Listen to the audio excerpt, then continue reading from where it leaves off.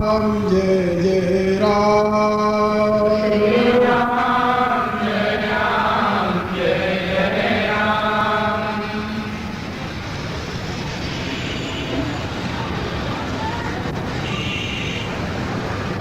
परावर रूप में उपस्थित मेरी प्रिय आत्माओं, करुणा निधान भगवान श्री राम की करुणा आप सभी के लिए सदैव कल्याण का सृजन करती रहे, यह मेरी आंतरिक शुभकामना।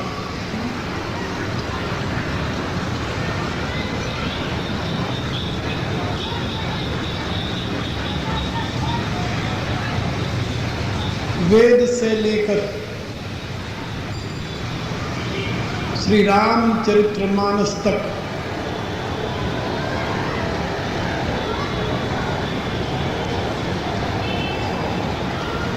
जीवों के कल्याणार्थ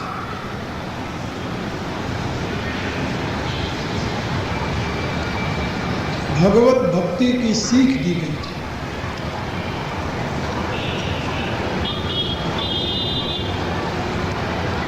देवर्षि नारद ने अपने भक्ति दर्शन में अनेकों प्रकार के उहापोह के अंत में ये घोषणा की है, भक्तिरेव गरीयसी भक्तिरेव गरीयसी।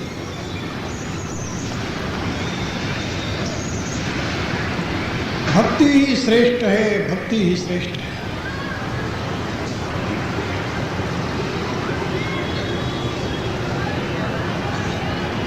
लेकिन जिस भक्ति की इतनी महिमा है, वह भक्ति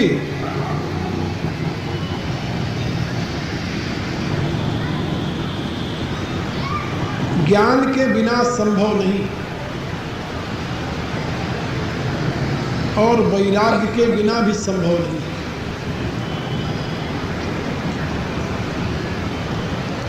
गोस्वामी तुलसीदास जी ने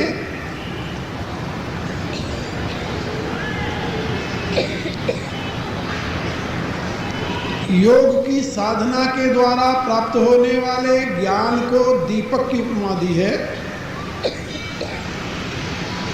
और भक्ति को मणि की उपमा दी है। लेकिन वहां पर भी उन्होंने बात कही है कि भक्ति रूपी मणि कैसे और कहां से प्राप्त की जा सकती है और किन साधनों से प्राप्त की जा सकती है। उनका कथन है कि जैसे मणि को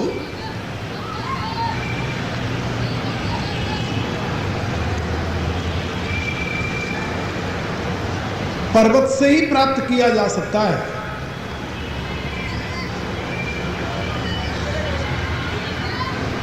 और पर्वत में वो मणि कहाँ है, हीरा कहाँ है, ये सब नहीं जानते, क्योंकि सारे पत्थरों में हीरा नहीं होता। वो जो जियोलॉजिस्ट हैं, जिनको इसके लक्षणों का ज्ञान है, वे ही पहाड़ के उन स्थानों से हीरे का पता लगाते हैं और फिर उस हीरे को निकालने के लिए पत्थर को तोड़ना पड़ता है, उसके लिए यथार्थ दृष्टि से खोज करनी पड़ती तो मिलता है। इसी रूप से तुलसीदास जी का कथन है कि जो पावन वेद पुराण आदि ग्रंथ हैं, ये मानो पहाड़ है। पावन पर्वत वेद पुराना, और उनमें राम कथा रुचिराकर नाना। जैसे पावन पर्वतों में कहीं कहीं हीरों की खान होती है, ऐसे ही वेद पुराणों में जहां पर परमात्मा के पावन चरित्र का, परमात्मा की महिमा का, परमात्मा के तत्व का विश्लेषण किया गया है, गान किया गया है, वही मानो उस पावन पर्वत रूपी, वेद पुराण रूपी उस पवित्र पर्वत में हीरे की खान है। तो खान ढूंढेगा कौन? कहा मरमी सज्जना। और कैसे निकालेगा? कहा सुमति कुदारी। कोई मर्मी सज्जन हो। यहां मर्मी किसके लिए संकेत किया है? गुरु के लिए। जैसे ज्योतिष ही बता सकता है कि हीरे में किस जगह, पहाड़ में किस जगह हीरे की खान है, ऐसे सदगुरु जो है वही ये बता सकता है कि वेद पुराण में कहां पर वह तत्व छिपा हुआ है जहां से भक्ति रूपी मणि प्राप्त की जा सकती है। जैसे यंत्र के द्वारा ही पत्थर काट करके हीरे तक पहुंचा जाता है, तुलसीदास लिखते हैं इसी प्रकार से सुमति रूपी कुदाली के द्वारा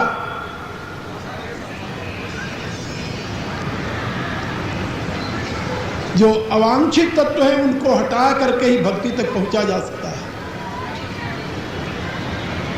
लेकिन यदि आंख न हो तो फिर तो वहां तक नहीं जाया जा सकता और न उसे देखा जा सकता है। का इसी प्रकार से तुलसीदास जी लिखते हैं कि मरमी सज्जन सुमति कुदारी ज्ञान विराग नयन उर्गारी। का ज्ञान और वैराग्य रूपी नेत्र के बिना वह मणि रूपी भक्ति प्राप्त नहीं की जा सकती। भाव सहित खोजई जऊ प्राणी तो पाव भगति मनी सब सुख खानी। संपूर्ण सुखों की खान है भक्ति, लेकिन उसके लिए तीन मुख्य साधन हैं, ज्ञान, वैराग्य और भाव।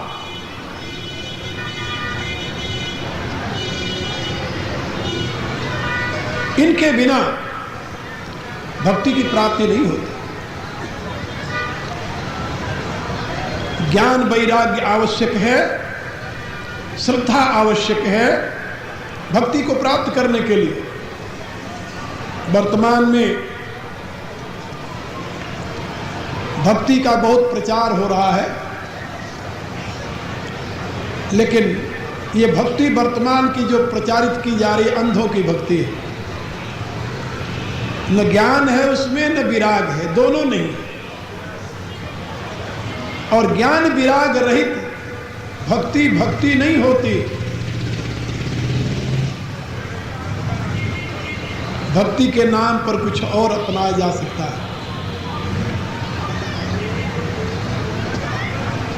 भक्ति के 5 भेद हैं। तो भक्ति की साधना में पहली शर्त है कि अपने भगवान के साथ कोई संबंध स्थापित करो। कोई संबंध। और संबंध के 5 भेद बताए गए हैं।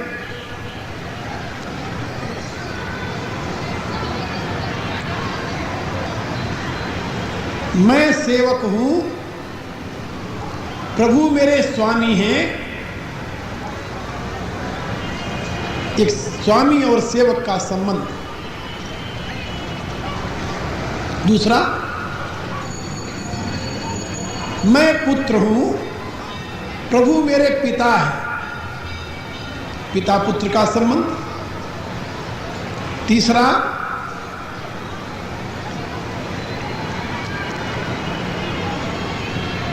मैं प्रभु का नित्य सखा हूं, मित्र हूं। मित्र भाव का संबंध। चौथा, प्रभु मेरे पति हैं, मैं उनकी प्रियतमा हूं। प्रिया प्रियतम का संबंध। और पांचवा, प्रभु मेरी आत्मा है और मैं प्रभु से अभिन्न हूं। इसको क्या कहते हैं? पहले का नाम है दास्य भक्ति, दूसरे का नाम है वात्सल्य, तीसरे का नाम है सख्य, चौथे का नाम है माधुर्य और पांचवे का नाम है शांत। ये 5 रस हैं भक्ति के। परमात्मा के साथ इन 5 में से कोई संबंध जोड़ ले। एक और भी संबंध है, लेकिन वो संबंध भक्ति में नहीं गिना गया है। वो कौन सा संबंध है? शत्रु का। शत्रु का संबंध। प्रभु मेरे शत्रु हैं, ये भी संबंध है।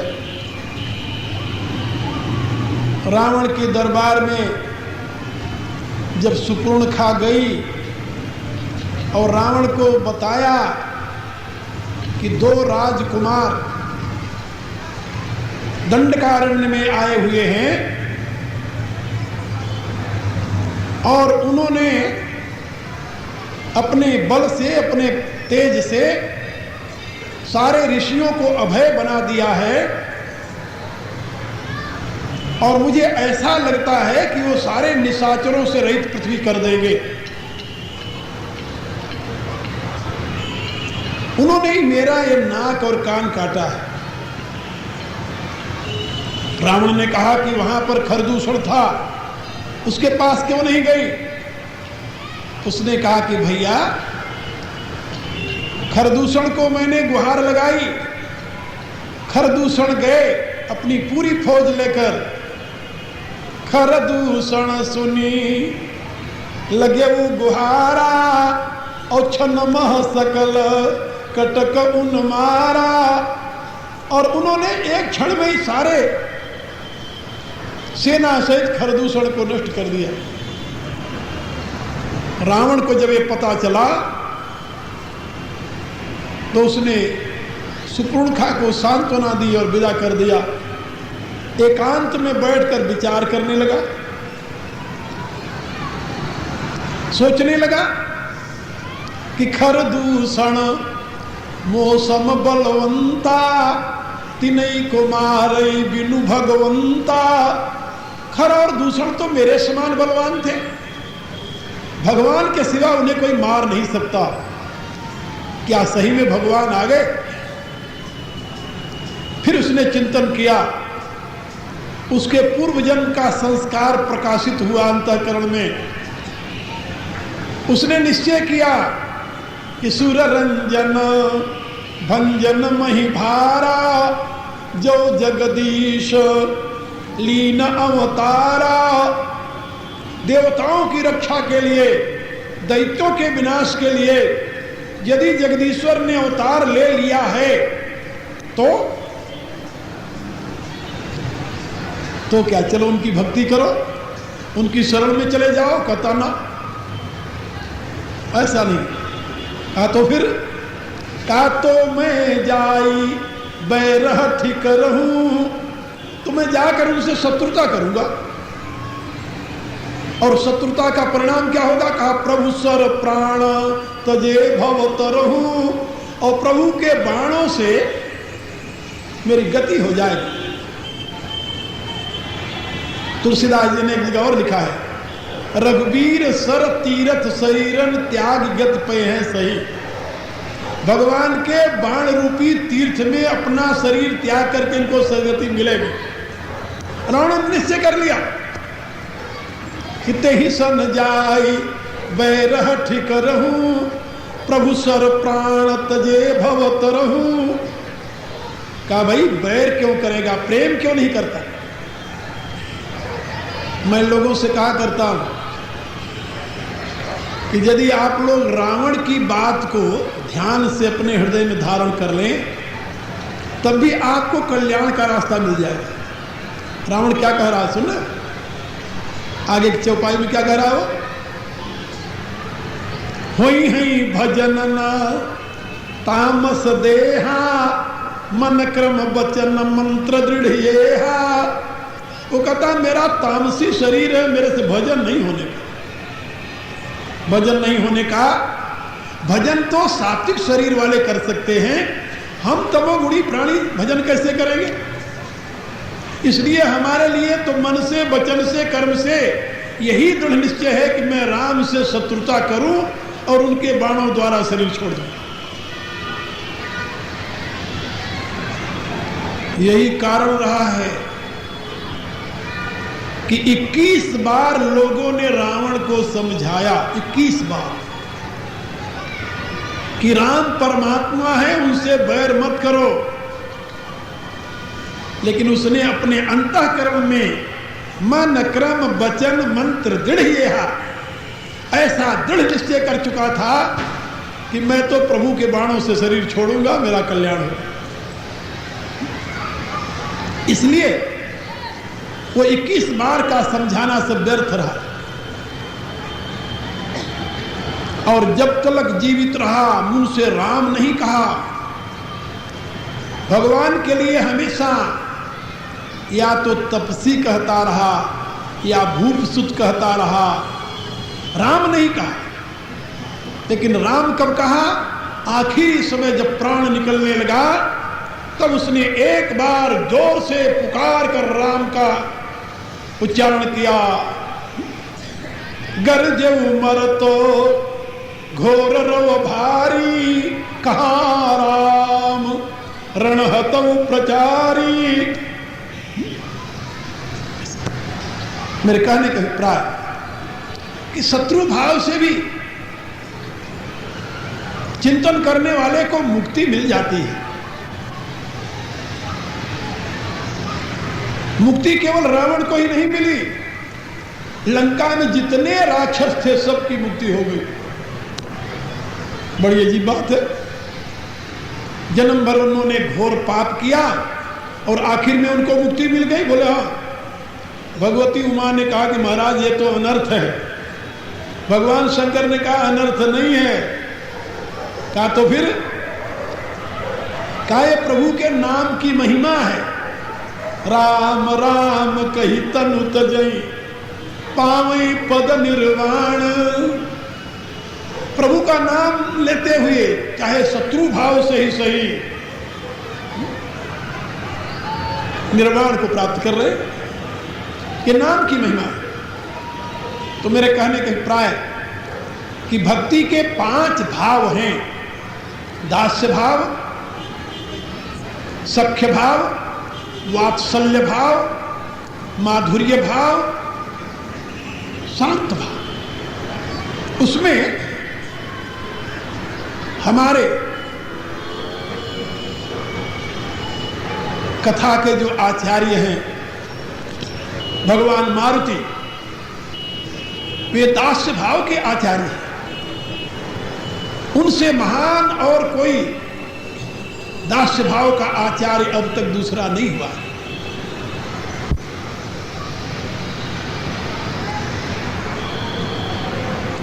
और एक बात और याद रखो,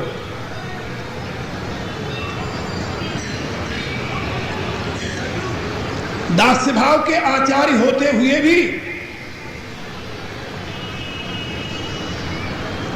जैसे पुत्र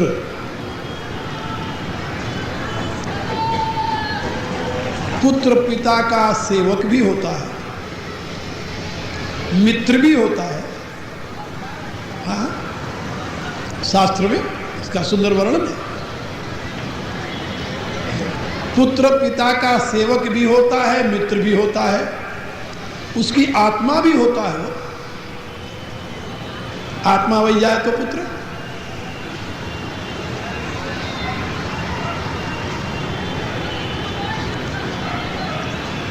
और उसमें वात्सल्य भाव भी होता है, संभाल करता है। यानी ये सारे संस्कार एक भक्ति यदि अपना ली जाए तो चारों उसके साथ आ जाती है।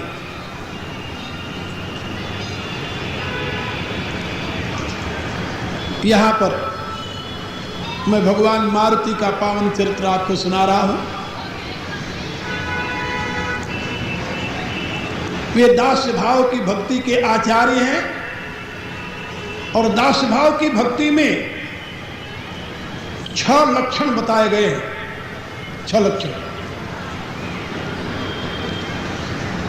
अनुकूलस्य संकल्प, प्रतिकूलस्य वर्जनम, रक्षयिष्यति विश्वासः, गोपतृत्व वर्णन तथा आत्मनिक्षेप, कार्यपरिणय, षड्विधा, शरणागति। ये शरणागति की 6 विधियां हैं। और शरणागति पूर्ण रूप से तब होगी जब व्यक्ति को 5 तत्वों का बोध होगा। स्वस्वरूप, परस्वरूप, विरोध स्वरूप, उपाय स्वरूप और फल स्वरूप। स्वस्वरूप माने अपने जीव का स्वरूप। जीव किसे कहते हैं? परस्वरूप माने ईश्वर के स्वरूप का बोध।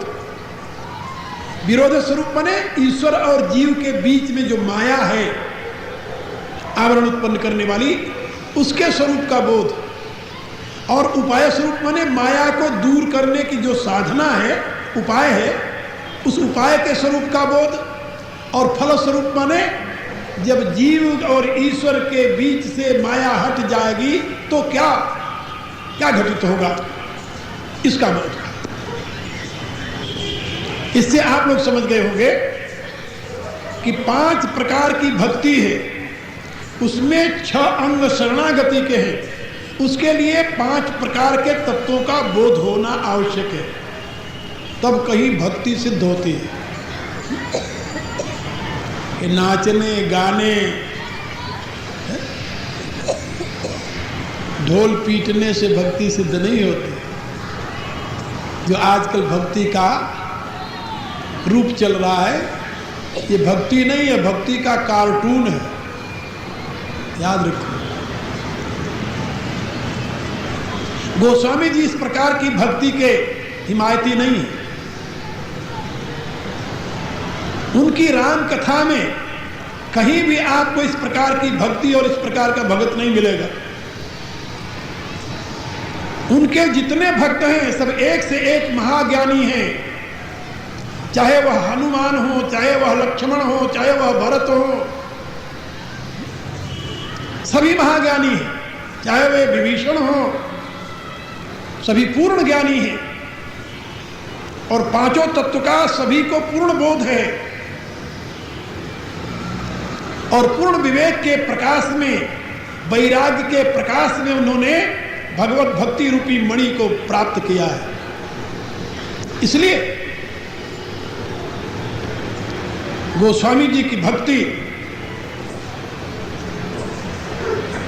पूर्ण रूप से वैदिक सिद्धांतानुसार औपनिषदिक ब्रह्म की भक्ति है। उन्होंने स्वयं लिखा है अपनी रामायण में, श्रुति सम्मत हरिभक्ति पथ संयुत विरति विवेक, तेहि न चलई नर मोह बस अल्पई पंथ अनेक। वो कहते हैं वेद का सिद्धांत है ज्ञान वैराग्य युक्त भक्ति। मनुष्य भ्रांतिवश ज्ञान वैराग्य युक्त भक्ति के मार्ग पर न चल करके अनेकों प्रकार के पंथों की कल्पना करता रहता है, जिससे उसका जीवन नष्ट हो जाता है। अब भगवान मारुति के चरित्र को देखिए। गोस्वामी जी ने यह भी प्रस्थापना की है अपनी राम कथा में कि रूप विशेष नाम बिनु जाने, करत लगत न परई पहिचाने, और सुमिरिय नाम रूप बिनु देखे आवत हृदय स्नेह अभिषेखे। इसका सिद्धांत अभी हनुमान जी के चरित्र में स्पष्ट हो जाता है। हनुमान जी के सामने राम खड़े हैं, राम के दिव्य स्वरूप को हनुमान जी देख रहे हैं, देख करके मुग्ध हैं, हृदय उनका प्रेम से अभिभूत है, लेकिन नाम नहीं जानते कि ये कौन है।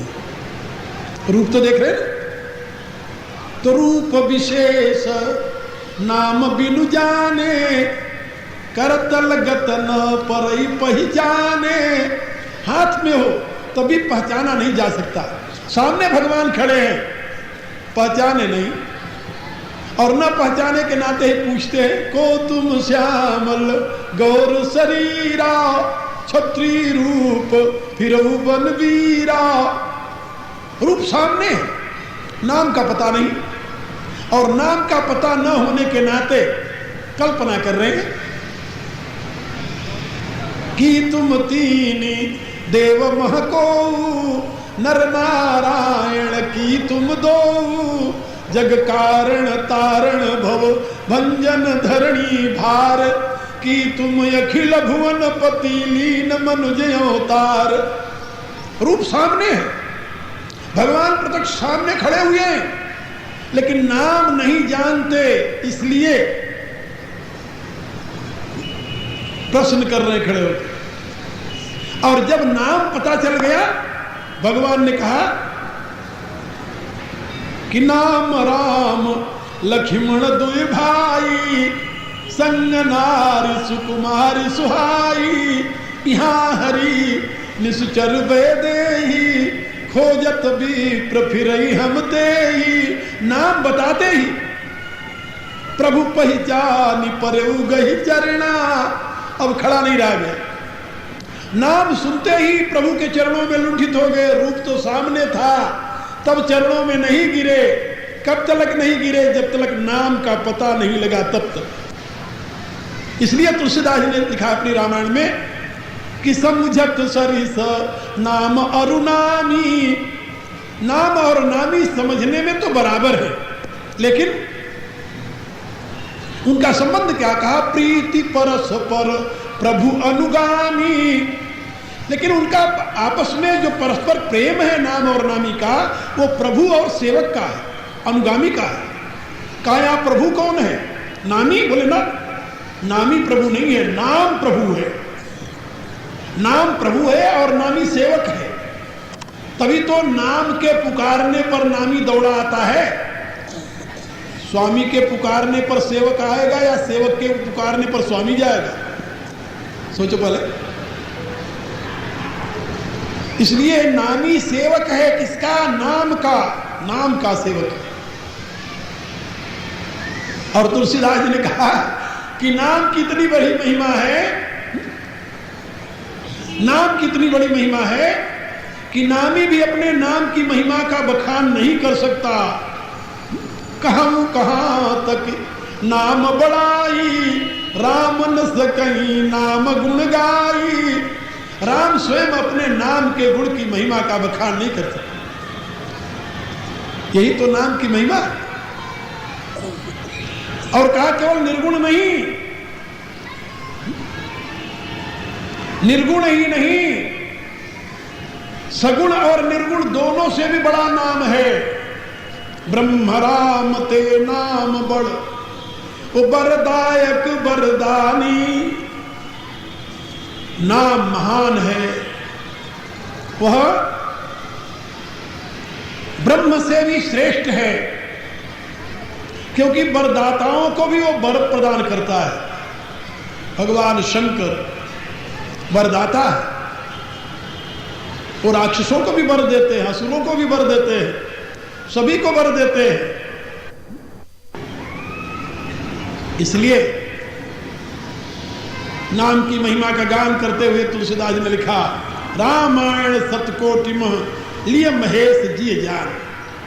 महर्षि वाल्मीकि ने 100 करोड़ छंदों की एक राम कथा लिखी। 100 करोड़ श्लोक। उसके लिए विवाद छिड़ गया। देवलोक वाले कहने लगे कि ये मुझे चाहिए, मृतलोक के कहने लगे नहीं मुझे चाहिए, और नागलोक के लोग कहने लगे नहीं हमें चाहिए। 3 लोक हैं। त्रिलोकी में इसके लिए विवाद शुरू हुआ तो सबने कहा कि चलिए अपन भगवान शंकर के पास चलें, उनके पास जाकर इसका निर्णय करा लें। जब भगवान शंकर के पास आए तो भगवान शंकर ने कहा भाई विवाद की जरूरत नहीं है, इसको मैं 3 भागों में विभाजित कर देता हूं। 100 करोड़ छंद हैं, 3 भागों में विभाजित कर देता हूं। कहा बहुत ही अच्छी बात है। उन्होंने 33 करोड़ एक लोगों को दे दिया। फिर रह गया 1 करोड़, उसमें से 33 लाख दे दिया। फिर रह गया 1 लाख, उसमें से 33 हजार दे दिया। फिर रह गया 1000, उसमें से 300 दे दिया सबको। फिर रह गए 100 श्लोक। उन्होंने कहा भाई 100 श्लोक है, इसमें से 33 श्लोक और ले लो तुम लोग। जब 33 दे गया, रह गया 1 श्लोक। कहा 1 श्लोक रह गया है। कहा ये श्लोक है 32 अक्षर का, अनुष्ठुप छंद है।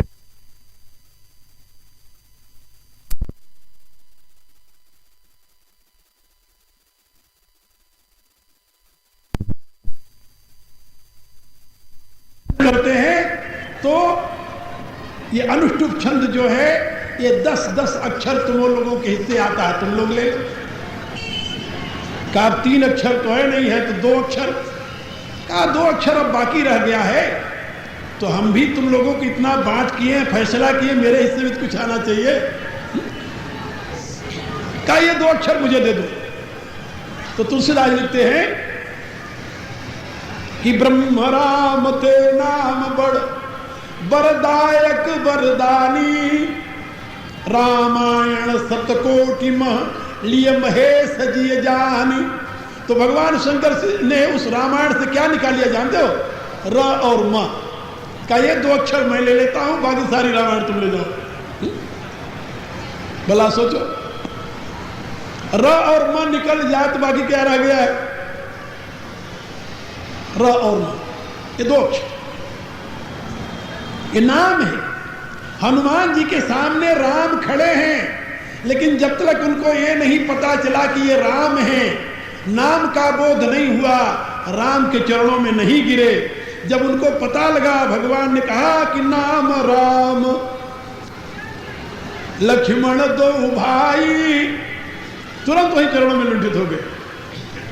नाम की महिमा, तो भक्ति में नाम की महिमा है।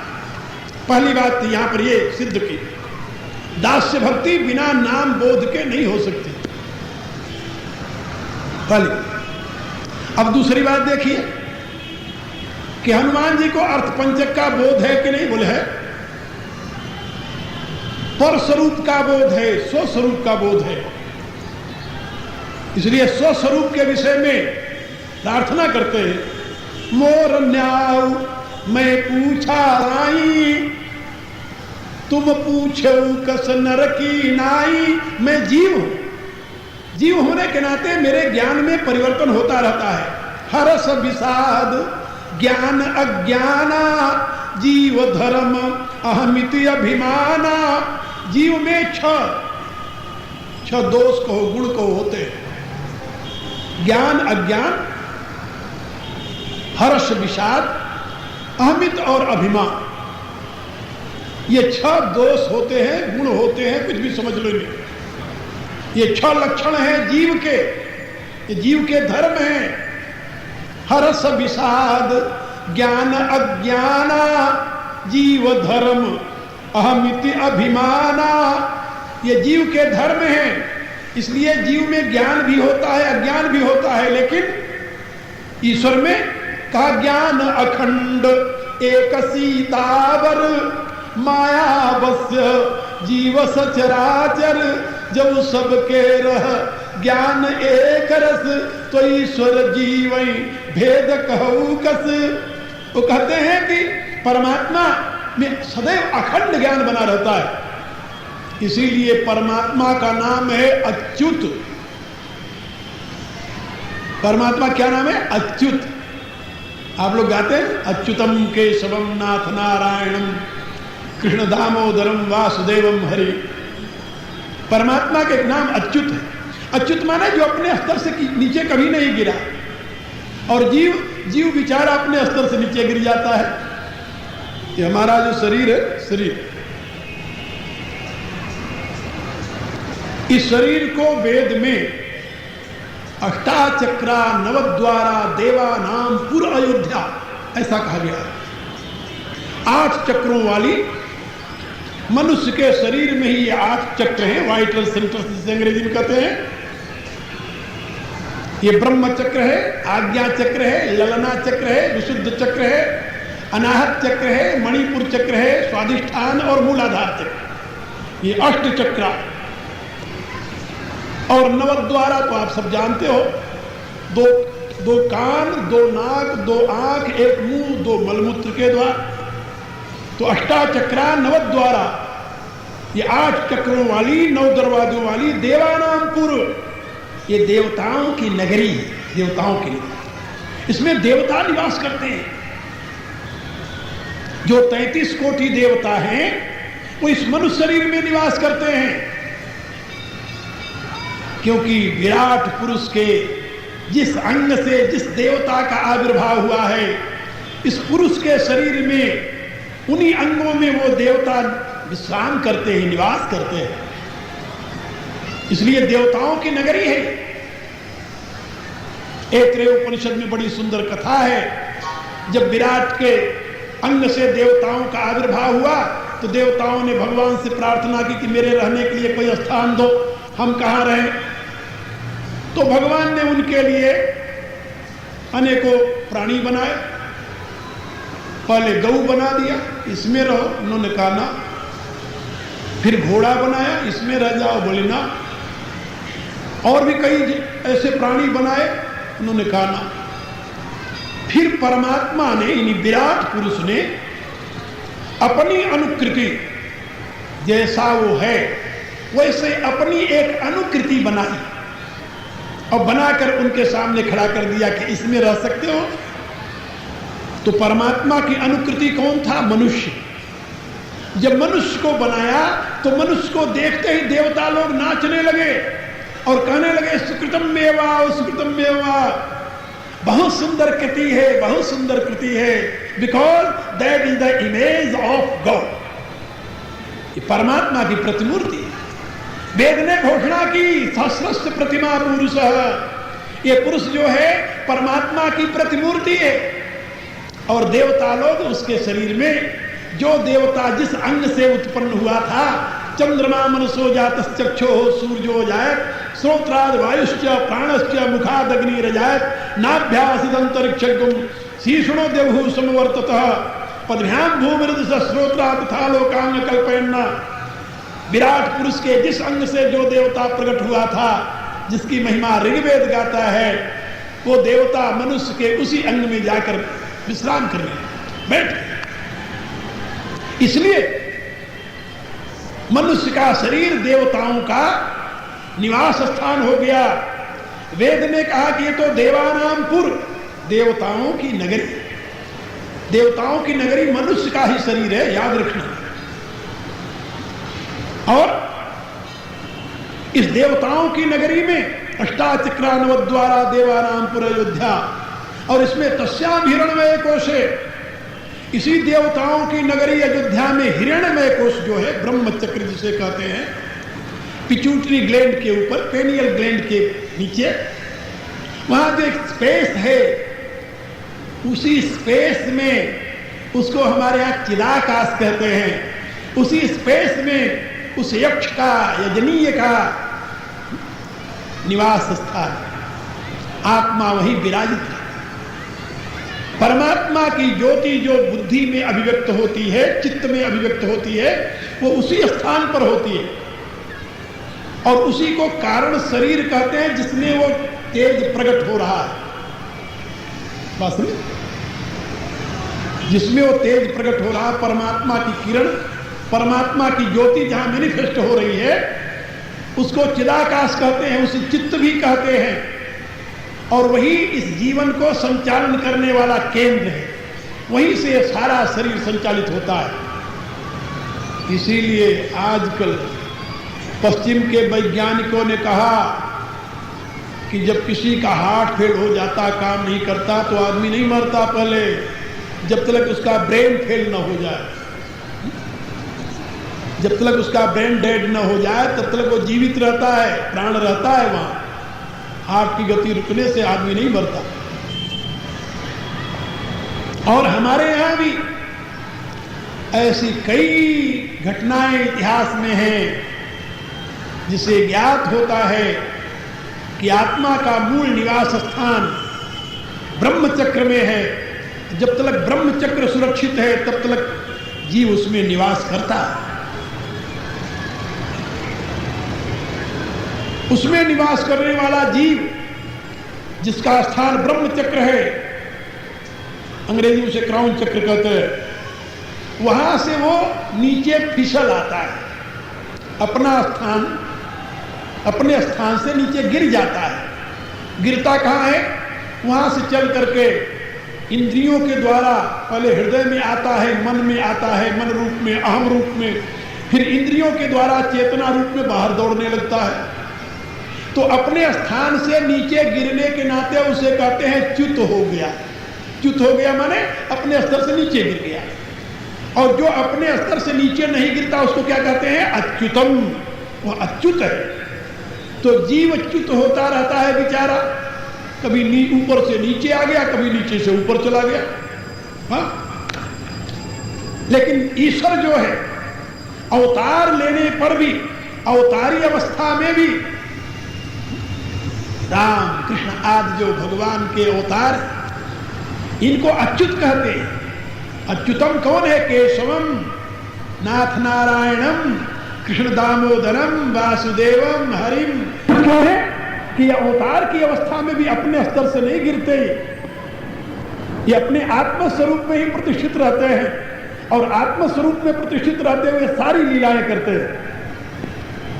जब जब ऐसी घटना घटी है रामायण में, तुलसीदास जी ने तुरंत आगाह कर दिया कि कहीं अधीर न हो जाना, भ्रम में न पड़ जाना, कि भगवान जो कुछ रो रहे हैं ये लीला कर रहे हैं, सही में नहीं रो रहे।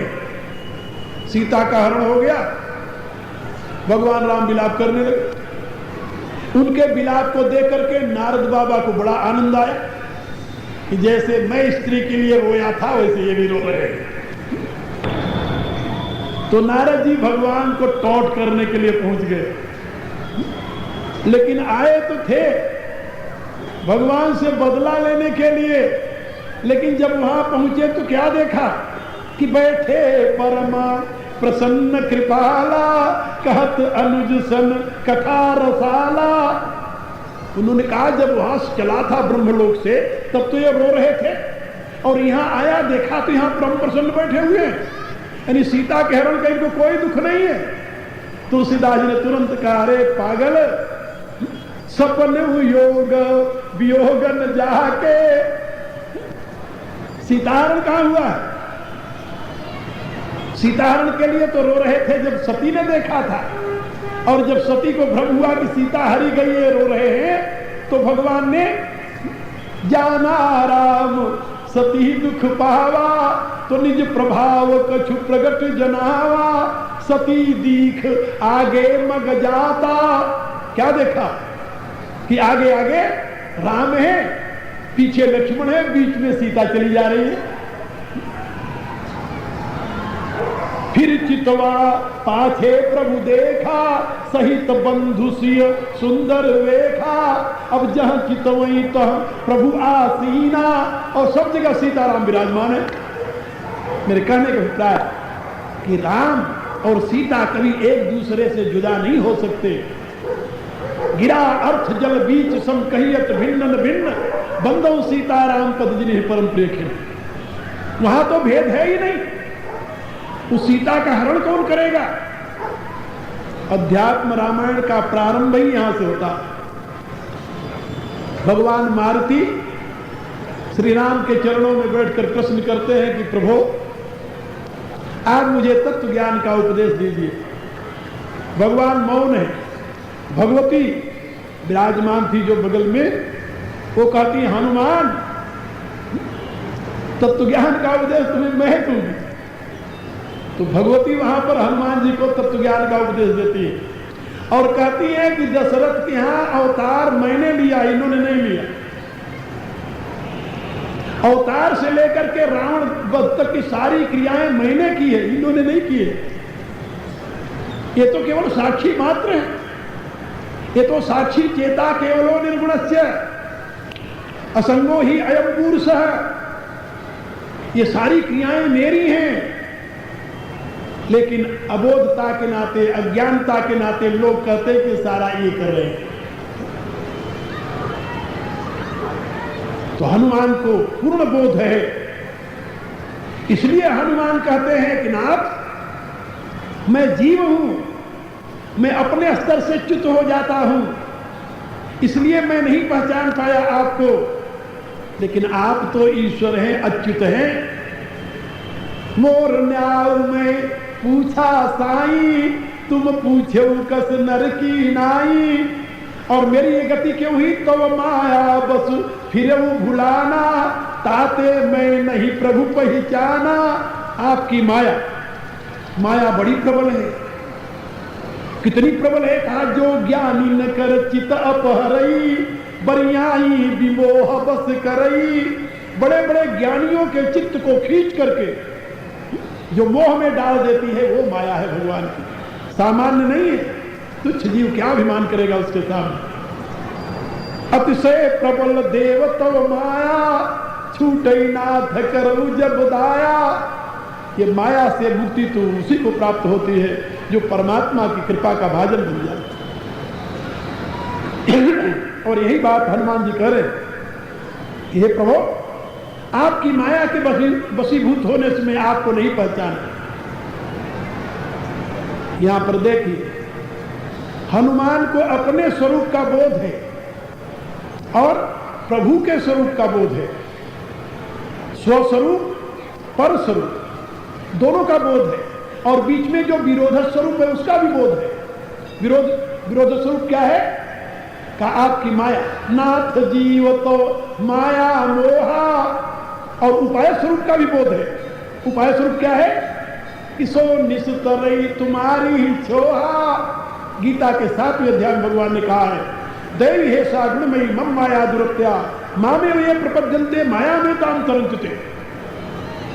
अब जिस भक्त को इन चारों का बोध हो जाए, स्वस्वरूप का, पर स्वरूप का, विरोध स्वरूप का, उपाय स्वरूप का बोध हो जाए, तो उसको आखिर में परिणाम क्या होता है? फल स्वरूप। अब फल स्वरूप क्या है जानते हो? फल स्वरूप वही सामने आ गया, अस कही पर चरण अकुलाई, निज तनु प्रगट प्रीति उर छाई, तब रघुपति उठाई उर लावा, निज सुलोचन जल सींच जुड़ावा। भगवान ने तुरंत हृदय से लगा दिया, भगवान से अभिन्न हो गए। हृदय से लगाने का अर्थ होता है अभिन्नता। हमारे यहां शास्त्रों में व्यवहार का वर्णन, अपने से छोटे के सर पर हाथ रखा जाता है, आशीर्वाद दिया जाता है, सर सूंघा जाता है। अपने से बड़े का पांव छुआ जाता है, उसे प्रणाम किया जाता है। लेकिन जो अपना बराबर होता है उसके लिए क्या करते हैं? उसको हृदय से लगाते हैं, उसको हृदय से लगाते हैं और उससे आत्मसात करते हैं। तो भगवान के स्वरूप का जिसे बोध हो जाए, जिसको भगवान के स्वरूप का बोध हो जाता है वो क्या हो जाता है जानते हो? सुग्रीव ने कहा, हे प्रभु नारी नयन सर जाहि न लागा, घोर क्रोध तम निसिजे जागा, और लोभ पास जही गरन बधाया, सो नर तुम समान रघुराया। काम क्रोध लोभ इन तीनों को जो जीत ले हे प्रभु वो तो आपके बराबर हो जाता है, आपस स्वरूप हो जाता है।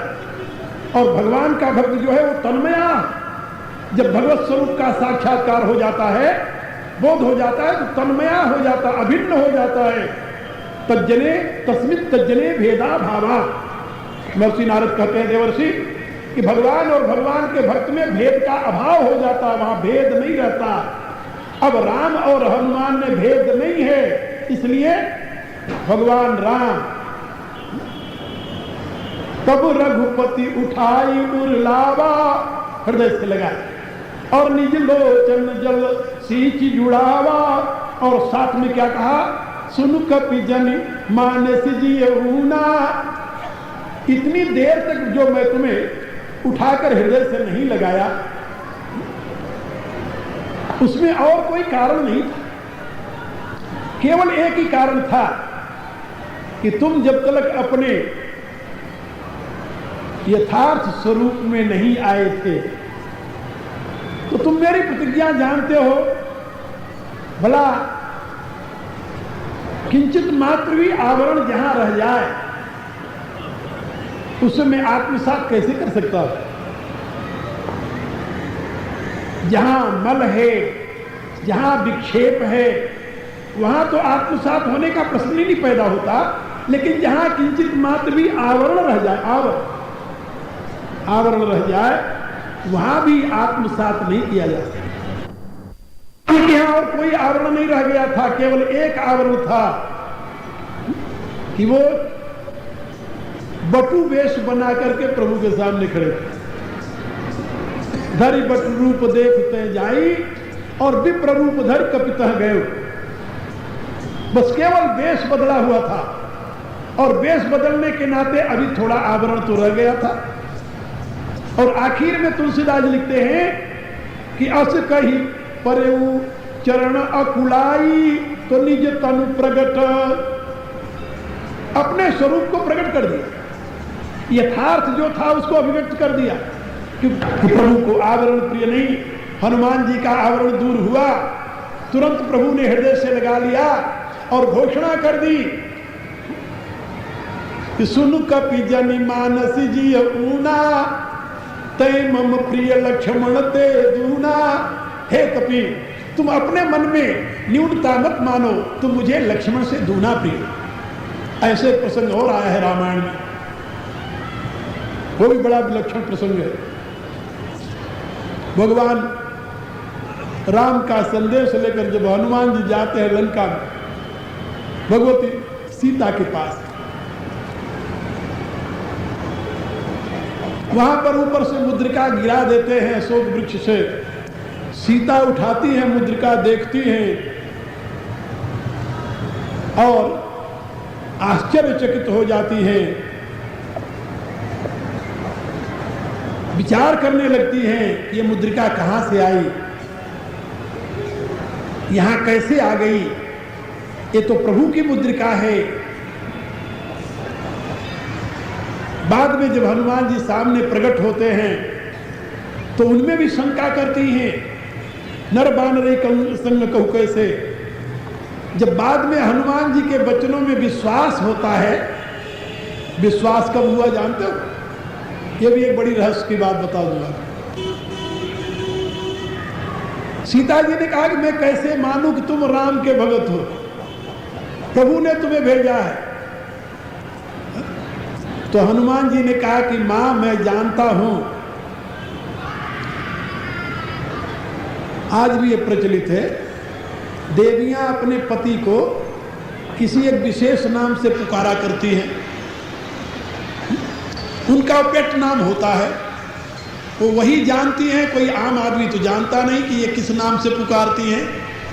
हे हो हा हो की बात मैं नहीं कहता।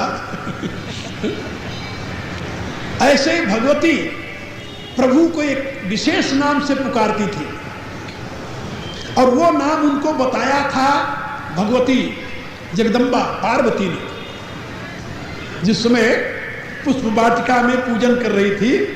तो उस समय भगवती प्रकट हो करके जब वरदान दिया, सुन सी सत्य अशीष हमारी, पूज ही मन कामना तुम्हारी, नारद बचन सदा सुचि साचा, सोबर मिलहि जाहि मन राजा। तो वहां पर उनके लिए एक नाम का भी संबोधन किया, मन जाहि राचो मिलहि सोबर, सहज सुंदर सांवरो। और है कौन जानती हो तुम? करुणा निधान सुजानशील, स्नेह जानत रावरो। वो करुणा निधान है और अत्यंत सुजान है, तुम्हारे शील और स्नेह को अच्छी प्रकार से जानते हैं। भगवती ने वहीं पर गांठ बांध ली कि आज से मैं प्रभु को करुणा निधान कहकर पुकारूंगी। अब जब भगवती पुकारती उनको तो करुणा निधान कहकर पुकारती, हे करुणा निधान। हनुमान जी से जब बार बार पूछने लगी कि मैं कैसे मान लूं कि तुम राम के भेजे हुए हो, हनुमान जी ने कहा इनके सामने हमें इनके रहस्य का उद्घाटन करना पड़ेगा। का राम दूत में मातु जान की, मेरी मैया सीता मैं सही में प्रभु राम का दूत हूं। कहा मुझे विश्वास नहीं हो रहा है।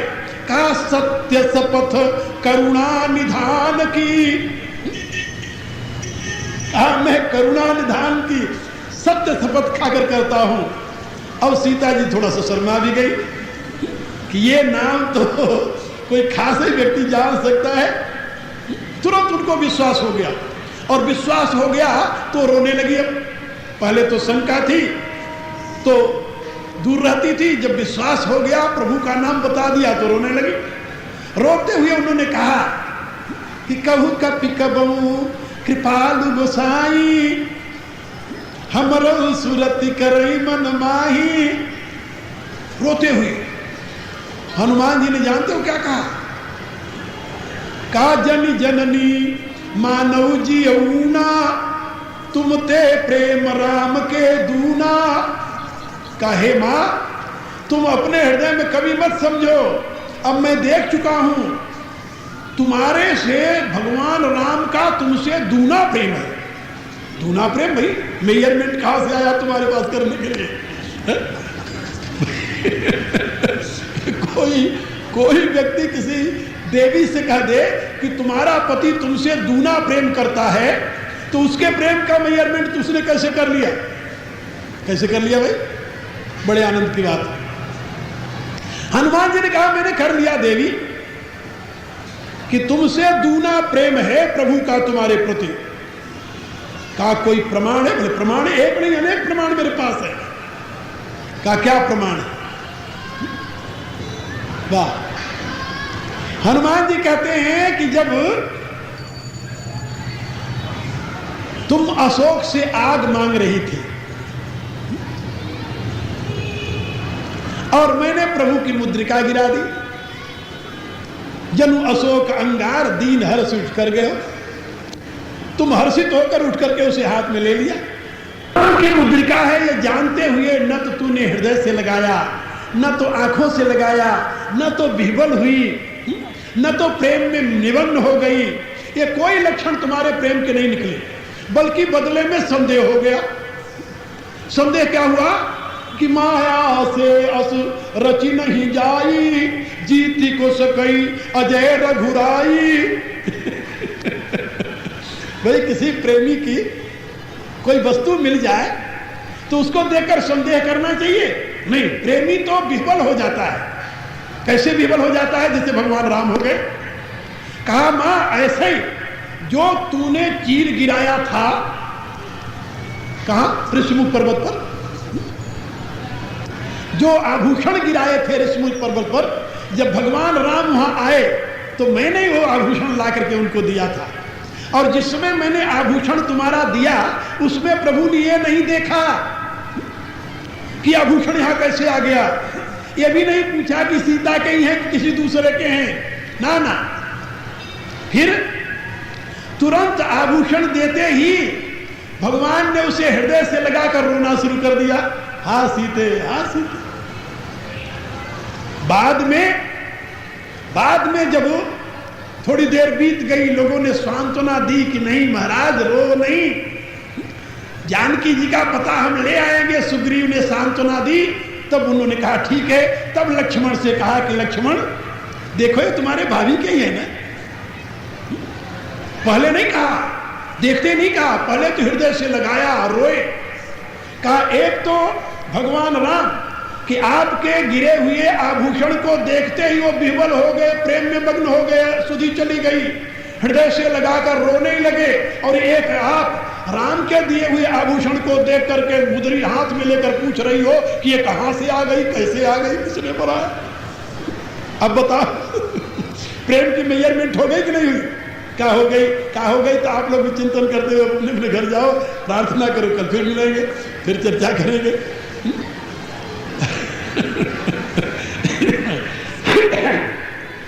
भगवान का यह पावन चरित्र जो प्रभु ने लीला रूप में किया है, इसका चिंतन करने से भी आनंद आता है। और भगवान मारुति तो साक्षात शिवावतार है, तो राम रहस्य को भली भांति जानते हैं,